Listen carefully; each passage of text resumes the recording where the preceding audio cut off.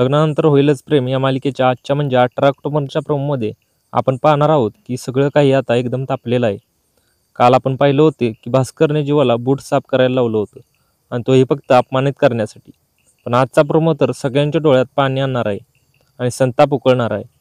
भास्कर पुन्हा एकदा आपली हद्द ओलांडतो आणि तो जीवाकडे बघून हसत हसत म्हणतो, तुला खरंच काही करायचं असेल ना माझ्यासाठी, तर तुझ्या बायकोला म्हणजे नंदिनीला माझ्या इन्व्हेस्टरकडे घेऊन ये.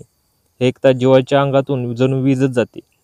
त्याच्या चेहऱ्यावरचं भाव बघून समजतं की आता तो शांत बसणार नाही. त्याच्या डोळ्यात संतापाची ज्वाला दिसते आणि तो एका क्षणात भास्करवर तुटून पडतो आणि भास्करला धरून तो जोरात ढकलतो आणि संतापात त्याच्यावर बेदम मारहाण करतो.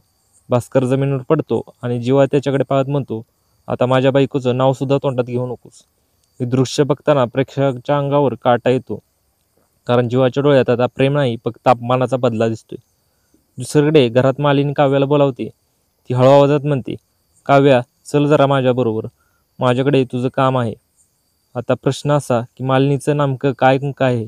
दुसरीकडे जीवा आता आनंद निवास परत मिळवण्यासाठी काय पाऊल उचलणार, तो भास्करला त्याच्या खेळात हरवेल का, हे सगळं कळणार आहे आपल्या पुढच्या भागात.